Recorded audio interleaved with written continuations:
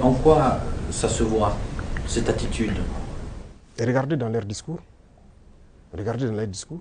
Même le président français, toujours dans ses discours, les jeunes Africains sont influencés par la Russie.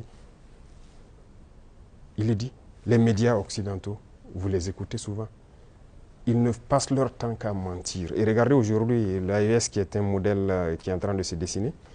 Ils ne peuvent pas se lever du matin au soir sans parler du Burkina ou parler de l'AES. C'est impossible pour eux. Et chaque fois, ils cherchent à envoyer des informations pour diviser, pour manipuler la jeunesse. Mais ça ne passe plus. Je pense que les gens sont assez conscients, les gens ont l'œil ouvert. Et vous tous, vous êtes victimes de ces gens-là, la communication. Ce qu'ils font, ce qu'ils disent sur la Russie et tout, on le sait.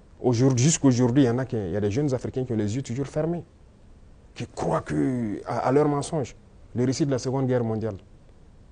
Mais j'écoutais la dernière fois, quelqu'un disait qu'à la fin de la guerre, dans les 10 années qui ont suivi, si on demandait en Europe qui a gagné la guerre, les gens disaient c'est la Russie. Mais aujourd'hui, si vous demandez en Europe qui a gagné la guerre, ils vont dire que ce sont les Occidentaux. Par la communication, ils ont réussi à renverser l'histoire.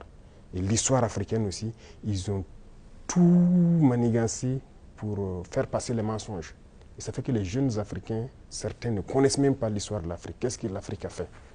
Certains ne savent même pas que nos grands-parents ont combattu, ont été mis à l'avant comme chair à canon, et au retour, ils les ont tués comme des animaux. Est-ce que les gens savent que quand la France expérimentait sa première bombe atomique, ce sont des soldats noirs qu'ils ont mis à côté dans le rayon létal pour voir l'effet que ça fait? Sortons les archives. Tout ce qu'ils ont utilisé contre l'Afrique, c'est terrible. Donc il y a tout ça qu'il faut communiquer pour que les jeunes Africains comprennent, parce qu'il y a beaucoup encore endormis qui continuent de communiquer pour les impérialistes. Ce qu'ils les disent de dire, ils le font. Peut-être parce que, voilà, ils les donnent quelque chose, je ne sais pas. Mais l'Africain doit comprendre son histoire, se réveiller.